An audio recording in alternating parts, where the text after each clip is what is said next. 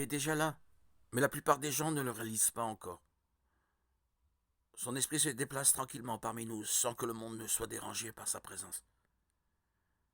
Rien de ce qui s'est passé n'est le fruit du hasard. L'histoire de l'humanité a une chronologie et elle est entre les mains de Dieu.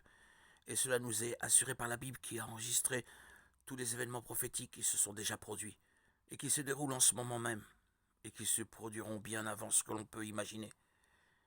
Et au sein de cette chronologie, la parole de Dieu parle de la prophétie de l'émergence de deux bêtes qui marqueront le début de la fin des temps. La première d'entre elles, qui émergera de la mer avec 7 têtes et 10 cornes, est l'Antéchrist. Quand la deuxième bête qui surgira de la terre et incitera les gens à adorer la première, les trompant par des signes miraculeux, sera le faux prophète.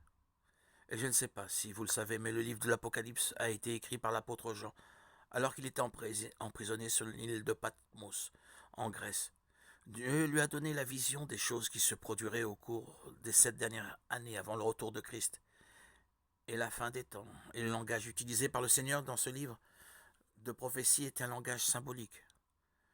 Cela signifie qu'au lieu d'exprimer un message de manière directe et littérale, le Seigneur a pensé qu'il serait préférable de transmettre ces révélations à travers des représentations.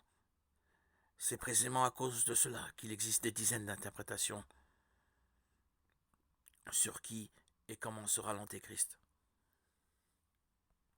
Il existe de nombreuses interprétations, différents courants de pensée, même des religions qui ont parlé sur l'Antéchrist et qui ont dit comment il agira dans les événements qui se produiront avant le jugement final.